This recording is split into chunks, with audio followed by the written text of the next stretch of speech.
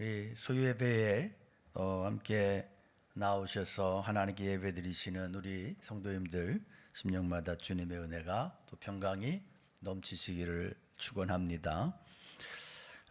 우리 위기에 처한 사람에게 가장 두려운 문제가 뭘까요? 그것은 내 인생이 이대로 그냥 끝나는 거냐, 아니면 또 재기할 수 있느냐 하는 것입니다. 지금 유다 백성들은 유다의 멸망과 예루살렘 성전의 파괴라고 하는 이 엄청난 사건을 눈앞에 두고 있습니다. 나라가 망하고 성전이 파괴되면 모든 소망이 사라지는 거 아닙니까? 사실 나라가 이 지경이 된 상태에서 살아남은들 무슨 소망이 있겠어요? 예수님께서 십자가 못 박히신 후에 유대인들은 로마와 처절한 전쟁을 벌였습니다. 마사다 요새에서 끝까지 항쟁하다가 마지막 한 사람까지 전부가 다 자결하고 맙니다. 그 이유가 뭡니까? 나라가 망했고 성전이 파괴됐기 때문에 더 이상 살아야 할 이유를 찾을 수 없었습니다. 우리나라에서도 을사보호조약이 체결됐을 때 여러 사람이 자결을 했습니다. 망한 나라 백성들은 보복적인 죽음을 당하든지 살더라도 노예로 굴욕적인 삶을 살 수밖에 없다고 생각했기 때문입니다. 그러나 오늘 본문의 미가 선지자는 멸망을 앞둔 유다 백성들에게 놀라운 이야기를 합니다. 1절에 보면 딸 군대여 너는 때를 모을지어다. 그들이 우리를 에워쌌으니 막대기로 이스라엘 재판자의 뺨을 치리로다. 이 유다 백성들을 미가 선지자가 뭐라고 부르냐면 딸 군대래요. 딸 군대. 아니, 딸이면 딸이고 군대면 군대지. 딸 군대가 뭐냐? 이 말에는 깊은 의미가 있는데요.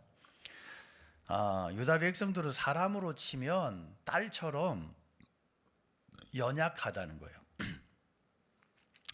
그래서 바벨론에 꼼짝없이 끌려갈 수밖에 없는 힘이 없는 연약한 어린 딸과 같은 존재라서 바벨론과 항거할 수 없는 그런 존재인데 동시에 군대라는 거야. 군대. 다시 말해서 포로로 잡혀가더라도 다른 일반 포로들과는 다른 그런 존재다 하는 겁니다. 그들에게는 하나님께서 함께 하시는 긍지가 있어요. 다른 포로들은 그냥 죽지 못해서 희망도 없고 절망인 채로 그냥 끌려간다면 딸 군대는 다르다. 포로는 포로지만 군대의 영성이 있다는 거예요. 그 속에는 군대의 정신이 살아있다는 거예요. 그러니까 고난을 당해도 그냥 일반 포로처럼 그렇게 당하는 게 아니라 일방적으로 절망 속에서 그렇게 꺼지는 게 아니라 적극적으로 당한다는 것입니다. 여러분, 회복될 가능성이 없는 상태에서 수술실에 들어가는 환자의 심정은 이미 절망인 거예요. 마지막 수술이나 한번 해보자. 희망은 없지만 그런 거죠. 그러나 그러니까 이 수술실에 들어가기 전에 이미 다 맥이 다 풀려 있는 거죠. 그러나 회복을 확신하는 환자는 들어갈 때 금방 나올게, 걱정하지 마, 이러고 들어가서 적극적으로 수술실에 들어가죠. 미가 선지자는 유다 백성들에게 설사 나라가 망해서 포로가 된다 할지라도 잃는 것이 없을 거다, 이렇게 말씀을 해. 왜 그러냐? 그들을 이번에 하나님께서 포로로 잡혀가도록 허락하시는 이유가 있는데, 그것은 그들을 그냥 비참하게 멸망시키려고 하는 게 아니고 하나님의 나라를 다시 한번 개혁시키기 위해서, 새롭게 하시기 위해서. 그러니까 서로가 격려하고 붙들어 주어서 흩어지거나 심하게 절망하지 않도록 서로를 격려해 주고 그리고 함께 하라는 것입니다. 우리는 반드시 돌아온다. 세상이 감당하지 못할 여호와의 군대로 돌아온다. 우리는 소망이 있고 비전이 있다. 하나님은 우리를 멸망의 자리에 내버려 두지 않으신다. 이 확신을 가지고 잡혀가더라도 군대처럼 힘있게 잡혀가라 하는 말입니다. 이게 딸 군대라는 표현이에요. 우리를 에워쌌으니 막대기로 이스라엘 재판자의 뺨을 치리로다. 이 말씀은 지금 바벨론 군대가 예루살렘을 포위한다는 뜻이에요. 유다는 멸망할 것이고 성전은 파괴될 것입니다. 그런데 그 목적이 뭐냐? 그 목적은 막대기로 이스라엘 재판자들의 뺨을 후려치기 위해서래요. 다시 말하면 유다의 교만한 자들을 꺾어버리기 위해서라는 거예요. 여기 재판자는 유다의 모든 지도자들을 말해요. 막대기로 뺨을 맞는 것은 엄청난 굴욕이에요. 손바닥으로 맞을 때와 달리 얼굴에 깊은 상처가 파이게 돼요. 일시적인 굴욕이 아니라 다시 회복될 수 없는 파멸을 이야기하고 있습니다. 지금 하나님께서는 유다의 지도자들에게 노골적인 적대감을 나타내고 계세요. 뺨을 쳐도 그냥 치는 게 아니고 막대기로 쳐서 얼굴이 부서져서 다시는 그 지도자들의 얼굴을 들고 다니지 못하게 그렇게 될 것이라고 말씀하십니다. 어떤 어려움이나 환난이 임하더라도 그것이 나를 겨냥한 게 아니라면 그렇게 두려워할 필요가 없어요. 그러니까 지금 유다 백성들은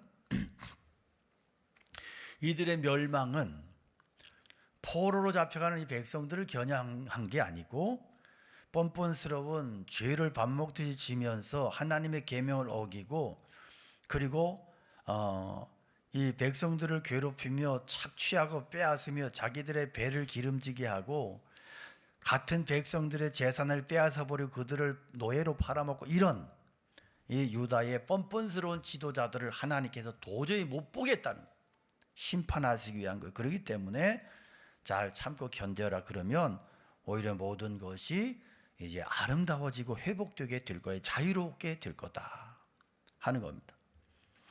여러분 고난 중에도요 하나님의 말씀이 들리고 있으면 그 사람은 살아난 것이에요. 물에 빠져 정신을 잃은 아이에게 그 귀에 엄마 목소리가 들리기 시작하면 그 애는 산 거예요. 전신마비로 의식을 잃었던 환자의 귀에 이제 가족들의 소리가 들린다면 그는 깨어난 것이고 산 거예요.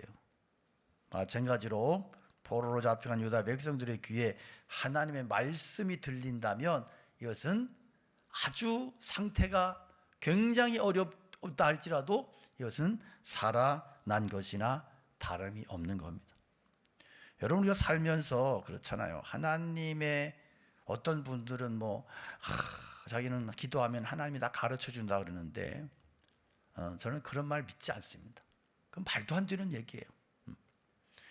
하나님의 지혜는 무궁무진해서 우리의 머리로 이해가 안 돼요. 그 경륜을 알 수가 없어요. 어려움을 당할 때 여러분 그 고난이 잘 이해가 됩니까? 고난 이해 안 됩니다. 도대체 하나님의 뜻이 어디 있는지 모르겠어요. 그런데 이게 한 5년, 10년 이렇게 막 세월이 지나고 나면 그때 가서 감이 잡히는 거예요. 아, 하나님이 왜 나에게 그런 일을 허락하셨는지, 왜 나에게 그런 일이 일어났는지 이런 것들이 조금씩 깨달아지고 이해가 되기 시작하는 거예요. 당시에는 이해가 안 되더라.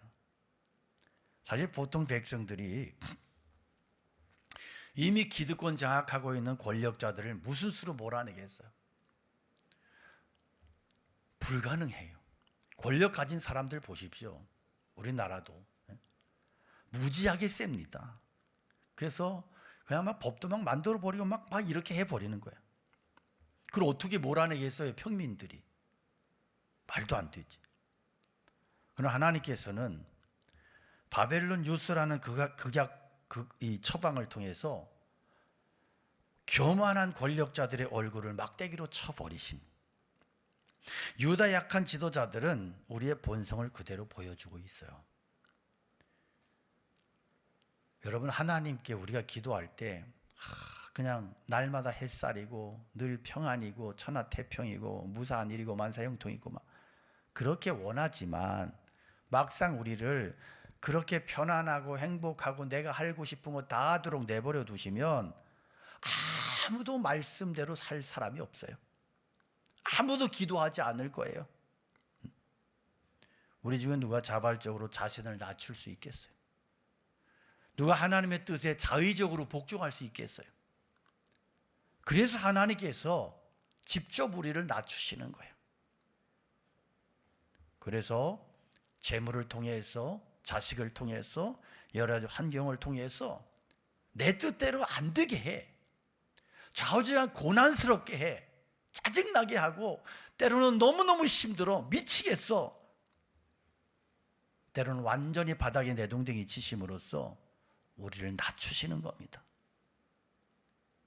완전히 망하게 해서 낮추시고, 그렇게 해서 우리를 이끌어 가시고 하나님의 백성으로 머물게 하시고 그렇게 하시는. 여러분 스스로를 생각해 보세요. 여간내기들이 아니라고. 바벨론 유수 같은 극약 처방이 아니면 회개할 생각을 안 해. 한번 생각해 봐요.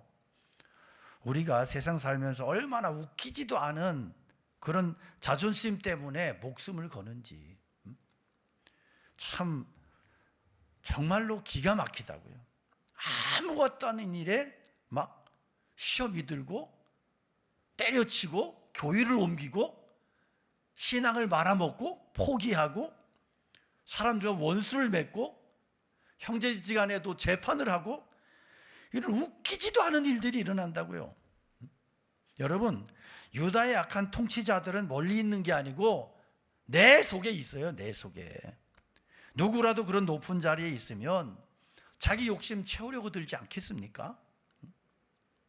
여러분, 우리가 그나마 그래도 아주 극도로 교만하지 않는 이유는 우리가 별 볼 일 없어서 그래요. 조금만 권력이 생기고 조금만 뭐가 생기면 아주 해볼 수 없이 교만해지는 우리들이에요. 정말 해볼 수 없는. 그러니까 그런 자리에 올라갈 수 없어서 그렇지, 올라가기만 하면 누구라도 그런 식으로 타락할 거예요. 그런 낮은 자리에서 교만한 통치자들의 타락한 모습과 그들의 그 무서운 심판을 똑똑히 경험한 사람들은 높은 자리에 올라갈지라도 그들처럼 통치하려고 하지 않겠지요. 우리는 세상의 끔찍한 죄들을 보면서 나와 전혀 무관한 일처럼 생각하면 안 돼요. 내 안에도 저런 끔찍한 죄의 요소가 있다. 요즘에 끔찍한 아버지가 아들을 총으로 쏴 죽이는 이런 기가 막히고 끔찍한 일이 일어났어. 참 그런 것을 보면서 저런 짐승 같은 놈, 저런 것은 어떻게 죽여야 되나 이러고 막 의분에 떨고 이를 갈면서 눈에 도끼를 이러지 말고 저놈이 나일 수 있다. 내 안에도 저놈이 가지고 있는 저런 도끼와 분노가 내 안에도 있다는 거예요. 그래서 나도 어떤 어렵고 기가 막힌 상황에 처하면 범죄할 수밖에 없는 연약한 자라는 걸 깨닫고 하나님께서 나를 낮추실 때 억울해하지 말고 기쁨으로 받아들여야 되는 것입니다. 절대 일어나서는 안 될 일인 것처럼 막 하나님이 나한테 엄청난 잘못을 한 것처럼 하나님 앞에 대들고 막 뻔뻔하게 화를 내고 막 소리를 지르고 이러면 안 되는 거예요. 여러분, 성도가 세상을 살다 보면, 고난을 겪다 보면 세상 사는 재미가 없어져. 세상이 너무 싫어. 낙이 없어져. 그러면 그것은 나에게 저주가 아니고 정상적으로 회복되고 있다, 이렇게 받아들이면 돼요. 그럴 때 하나님께서 나를 신앙으로 끌어당겨 주시고 그 사랑으로 이렇게 이끌어 주시고, 그래서 나를 하나님의 사람으로 세워가시는 그런 어떤 하나의 과정이다. 그래서 그렇게 힘 없을 때, 그렇게 낙이 없어질 때, 세상 사는 재미가 하나도 없어질 때 주님의 음성을 들어야 돼. 딸 군대예요. 힘을 내라. 그래서 하나님께 집중할 때 하나님께서 거기서부터 나의 삶을 주도해 가지고 이끌어 가실 것입니다. 자, 하나님은 유다의 멸망이란 극약 처방을 쓰시고 백성들을 바벨론으로 옮기시는 이유가 있는데, 그 이유가 뭐냐 하면 참 목자를 주시기 위해서다, 그렇게 말씀해요. 2절에 보면 베들레헴 에브라다에 너는 유다 족속 중에 작을지라도 이스라엘 다스릴 자가 내게서 내게로 나올 것이라. 그의 근본은 상고의 영원에 있느니라. 하나님 유다 백성들에게 주신 약속이 뭐예요? 하나님의 다스림을 받아서 풍성한 삶을 누리는 양떼로 삼아 주시겠다는 거예요.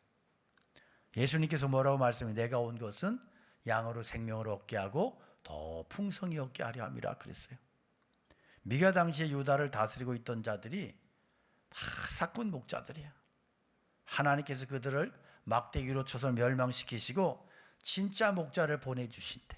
참 메시아를 보내주신대요. 근데 중요한 것은 이 목자가 유다 고을 중에서도 가장 작은 베들레헴에 태어난다는 거예요. 베들레헴 에브라다는 베들레헴의 옛날 명칭이에요. 그래서 새 지도자는 예루살렘 출신이 아니고 아주 촌놈, 유다 고을 중에도 가장 작은 고을에서 태어날 것이다. 이 예언은 성취가 됐어요. 언제? 예수 그리스도의 베들레헴에 태어나심을 통해서 성취가 됐죠. 그래서 예수님 태어나셨을 때 동방의 점술가들이 예루살렘을 가장 먼저 찾았어요. 왕궁에 그런 아이가 없어. 그래서 왕이 어디에 태어나겠냐? 헤롯이 물었더니 서기관들이, 성경을 기록하는 이 서기관들이 미가의 예언을 근거로 해서 베들레헴이다, 이렇게 대답을 하죠. 그렇지만 그들 중에 아무도 베들레헴에 찾아가서 예수님께 경배한 사람 아무도 없습니다. 그들은 헤롯을 두려워했을 뿐만이 아니라 자기들의 이 지금에 살아가는 생존이, 생계가, 현상 유지가 더 중요했기 때문에 아무도 예수님을 찾지 않았어요. 그런데 왜 이 위대한 새 지도자가 이 작은 고을에 태어나셔야 되느냐? 왜 군대 사령관으로 호령하며 오시지 않고 가장 낮은 곳에 가장 낮은 모습으로 오셔야 되느냐? 그의 근본은 상고이고 영원입니다. 즉 그는 잠시 이 세상 살다가 죽는 보통 인간이 아니라 신성을 가지신 영원하신 하나님이세요. 바로 여기 이스라엘 백성들의 의문이 있죠. 아니, 신성 가지신 그 하나님이 왜 직접 오셔야 되냐? 이스라엘 독립시키시고 원수 몰아내는 일을 위해서라면 여호수아나 모세나 기드온 같은 사람으로도 충분한데 도대체 왜 오시냐? 왜?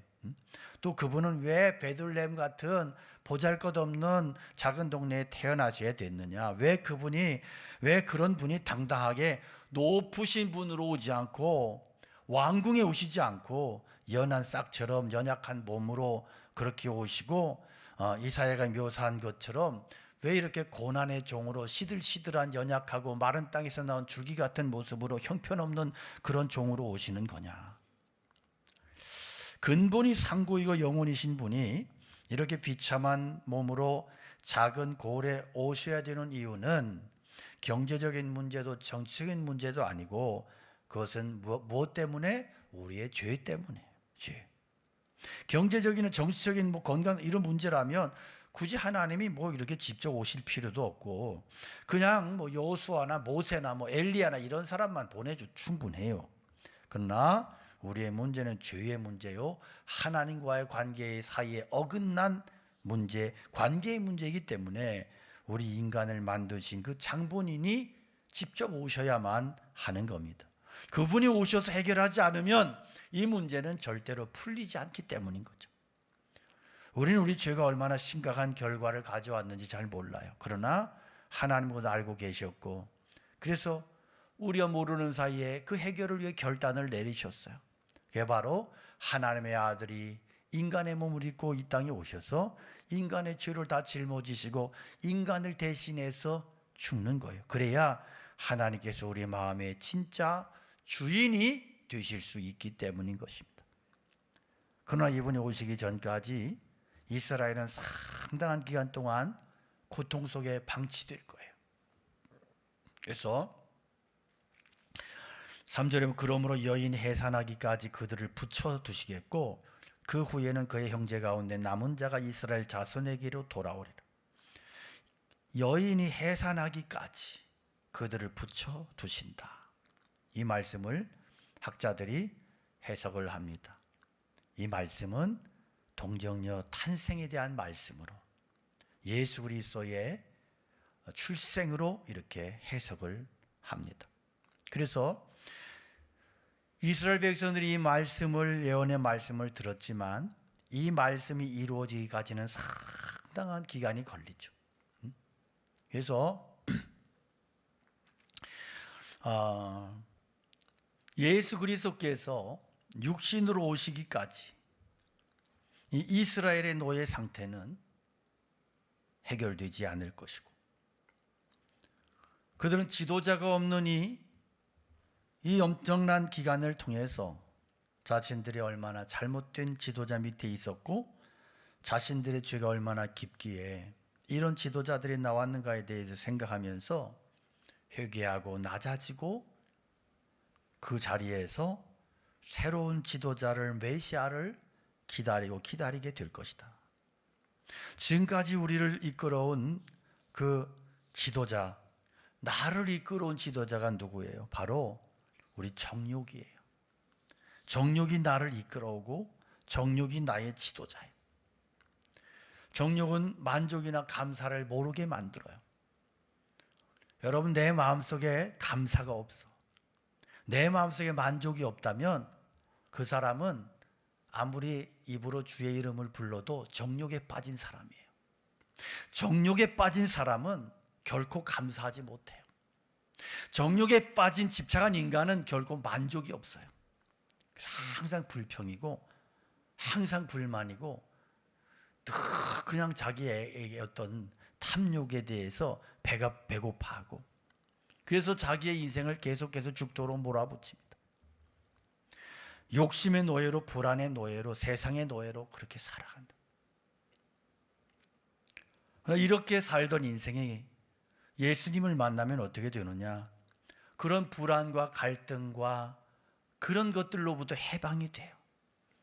그래서 예수님을 모시고 나면 그 비굴하고 불평 많고 그 정말로 어떻게 해볼 수 없고 감사를 모르던 인생에 감사가 생기고 은혜가 회복되고 만족함이 생기는.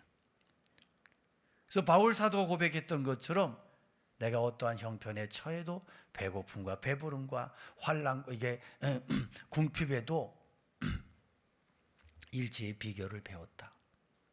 그게 예수님을 영접하고 예수님을 만난 성도의 제대로 된 고백인 거예요. 미가 선지자는 하나님의 아들이 이스라엘 목자가 됐을 때 그 통치가 얼마나 권세가 있고 그 지도력이 얼마나 멀리까지 미칠 것인지에 대해서 말씀을 합니다. 그 여호와의 능력과 그의 하나님 여호와의 이름의 위엄을 의지하고 서서 목축하니 그들이 저주할 것이라. 이제 그가 창대하여 땅 끝까지 미치리라. 그리스도의 통치 방법이 뭐예요? 하나님의 능력과 하나님의 이름의 위엄으로 통치하신다 그랬어요. 그럼 모세는 마른 지팡이 하나 가지고 수백만 명을 구원해냈습니다. 왜 하나님께서 모세에게 지팡이 하나 들려주셨을까? 그것은 인간적인 방법이 아니라 하나님의 능력과 하나님의 이름으로 그 일을 하도록 하셨고 그렇게 그 일을 해냈던 것이죠. 예수 그리스도께서 하시는 일은 우리를 하나님의 위엄과 능력으로 통치하시고 당신의 백성인 우리로 오직 하나님만을 의지하게 하시는 겁니다. 그러므로 하나님과의 바른 관계에 있기만 하면 우리는 절대 안전하다 하는 겁니다. 오늘 우리를 불확실하게 위태롭게 만드는 것은요, 어떤 불확실한 미래가 아니에요. 지금 우리나라 경제적으로도 뭐 여러 가지로 굉장히 중요한 시기이고 많은 어려움들이 지금 이 나라 가운데 있죠. 청년들은 지금 일자리가 없어요. 그래서 청년들이 직장을 잡는 일이 하늘의 별 따기예요. 경제적으로도 굉장히 어렵습니다. 지금 이렇게 15만 원씩 이렇게 나눠주고 이런 거 하지만 이게 사실은 잘 생각해 봐야 되는 거예요. 이거 잘못하다가는 나라가 망할 수도 있는 거예요. 그러니까 이게 양날의 검 같은 거예요. 경제도 회복시켜야 되지만 그런데 이게 잘못하면 나라가 거덜날 수도 있고 아무튼 이게 굉장히 어려운 상황 속에 처해 있단 말이에요. 그래서 우리가 이런 상황들을 자꾸 걱정하고 이런 상황들 때문에 근심하고 이러다 보면 굉장히 내가 병적으로 돼요. 그래서 이렇게 오늘날 한국 이 나라가 가장 큰 문제가 뭐냐 하면 이데올로기예요. 그래서 극우와 극좌로 나눠져 버린 이 한 극우와 극좌가 3분의 2 정도 돼요. 이 사람들은 끝까지 극우 극좌만 하다 죽을 거예요. 그러다 보니까 극우 쪽이 정치를 하면 이상하게 하고 극좌가 정치하면 또 이상하게 하고 막 이러니까 사람들이 더 불안한 거죠. 그런데 좀 멀리 봤으면 좋겠어요. 이 나라가 언제는 그렇게 평안했습니까? 맨날 불안했지. 그리고 이래요. 이 우익 이렇게 그러니까 진보와 보수죠. 이게 보수 쪽이 이게 뭘 하면 이쪽에서 망할 것 같다. 이쪽이 그러면 이쪽이 망할 것 같다. 서로 막 이러는데 크게 보면 잘 안 망해. 그러니까 너무 그렇게 그거 극좌 해가지고 너무 그렇게 막 그러지 마라. 우리 성도님들 중에도 너무 그러지 말아요. 막 그러면서 자기가 하는 일은 아무것도 없으면서 막 맨날 유튜브만 보면서 큰일 났어 이러면 어때? 그 해결책이야 그게? 그거 아니에요. 그냥 크게 보고 이렇게 하든 저렇게 하든 그게 그렇게 쉽게 망하지 않는다. 이런 믿음을 좀 가질 필요가 있다. 하나님의 백성들은 하나님이 보호하사 우리나라 만세라며. 그러면 그렇게 믿고 가는 거야. 정치하는 사람은 이렇든 저렇든 마음에 안 들어. 내 마음에 어떻게 꼭 드나. 부부 사이에도 평생 싸우면서 가는데 어떤 사람들 보면. 그러니까 중요한 건 뭐냐 하면 우리의 신앙의 기초를 든든히 하는데 하나님만을 철저하게 의지하고 가는 거예요. 하나님만을 철저하게 의지하고. 그리고 기도해. 나라를 위해서 그렇게 걱정스러우면 나라 위해 기도해. 그리고 막 내 기도대로 안 된다고 막 그렇게 땡깡 부리지 마라. 기도하고 그리고 하나님의 주권을 믿고 가는 거예요. 여러분 철저하게 내가 하나님을 의지하면 하나님을 의지하는 자는 안전하다. 누구도 우리를 망하게 할 수 없다. 전쟁이나 기근이나 전염병이나 지진이나 불황이나 이 모든 것들이 하나님이 부리시는 개다. 이제 그의 나라는 장대하여 땅끝까지 미칠 것이고 그 나라는 특정 지역에 매이지 않는 나라다. 그리스도가 다스리시는 나라. 그래서 하나님의 백성들이 모인 곳은 어디나 그분의 나라인 거예요.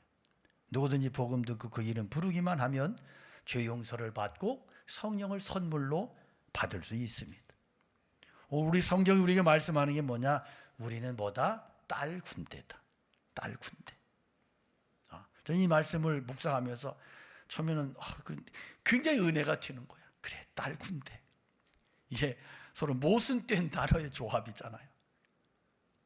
딸과 군대. 그렇다. 이게 우리의 정체성이야. 겉보기에는 멍청하고 힘이 없어 보이고 그런데 우리에게는 하나님의 약속이 있다는 거죠. 그렇기 때문에 우리는 시대적인 상황이 아무리 어려울지라도 긍정적으로 적극적으로 받아들여야 됩니다. 하나님이 허락하지 않으면 머리털 하나도 상하지 않는다. 아무도 우리를 건드릴 수 없다. 그래서 하나님의 백성은 세상 환경으로 인해서 기죽거나 떨지 않는다. 이게 하나님의 백성의 기계다. 기계. 여러분, 이 기세라고 하는 게 굉장히 중요해요. 저는 스포츠를 이렇게 좋아하는데 지금은 뭐 스포츠를 못하지만 스포츠를 이렇게 참 좋아하고 열심히 하고, 이 기세가 되게 중요합니다. 그래서 운동하는 사람들이 막 소리를 지르는 게요, 괜히 소리 지르는 게 아니에요. 기죽지 않으려고. 제가 이거 엄청 잘했거든요.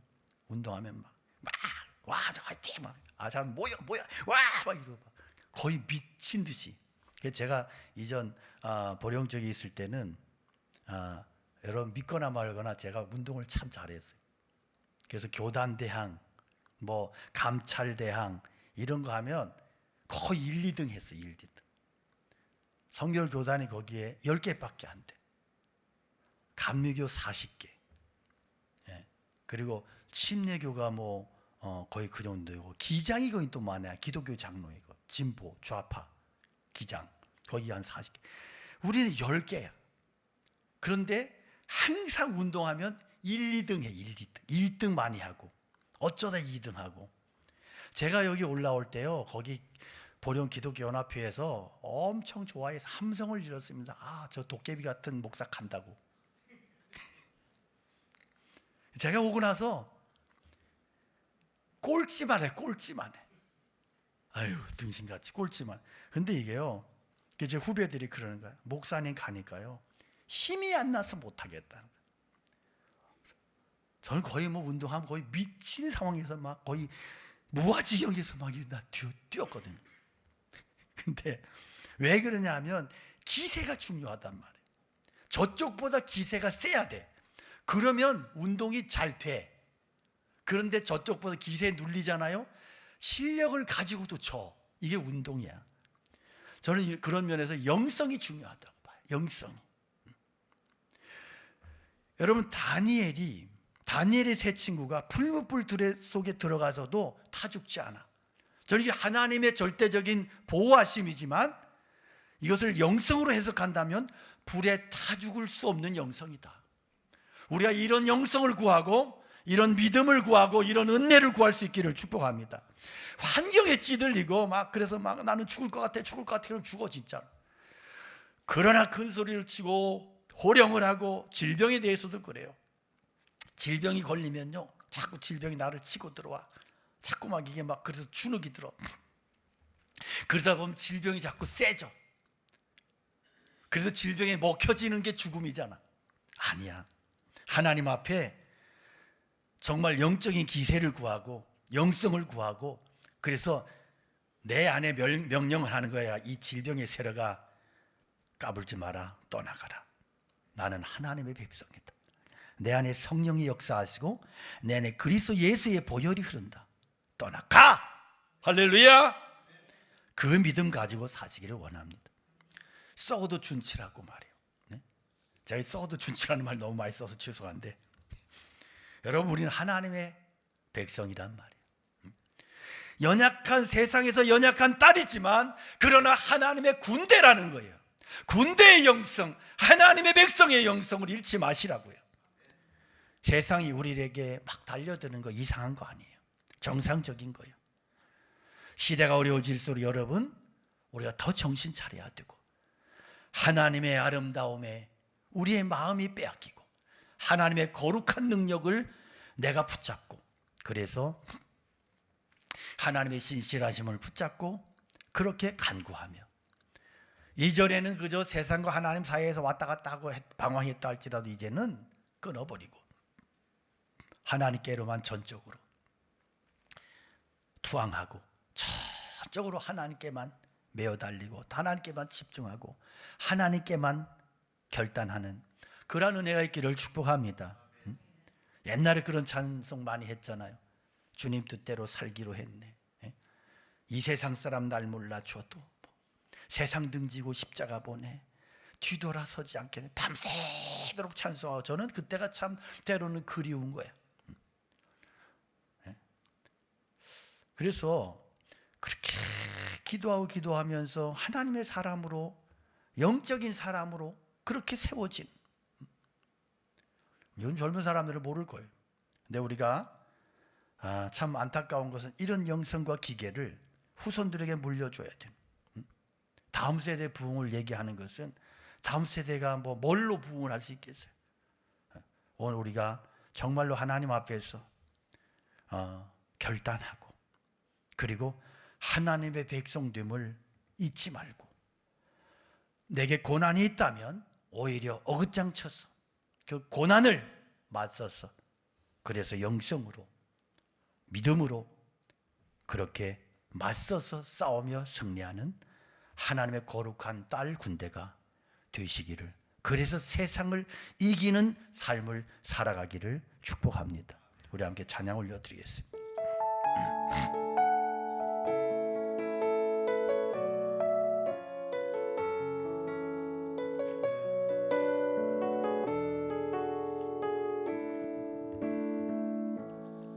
내 아버지 그 품 안에서 내 영혼은 안전합니다. 주 손길로 내 삶을 안으시니 그 평강이 나를 덮습니다. 내 아버지, 내 아버지 그 품 안에서 내 영혼은 안전합니다. 주 손길로 내 삶을 안으시니 그 평강이 나를 덮습니다. 아멘. 나 비록 넘어지며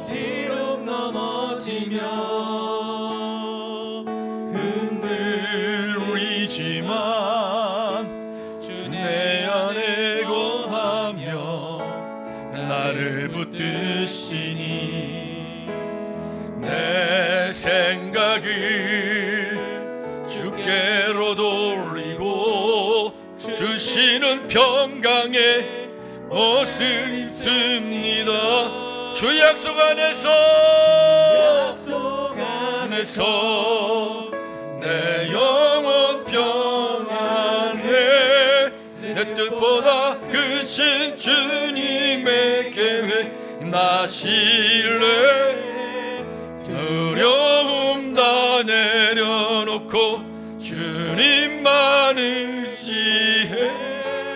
주 안에서 내 영혼 안전합니다. 우리 손을 들고 고백합니다. 주 약속 안에서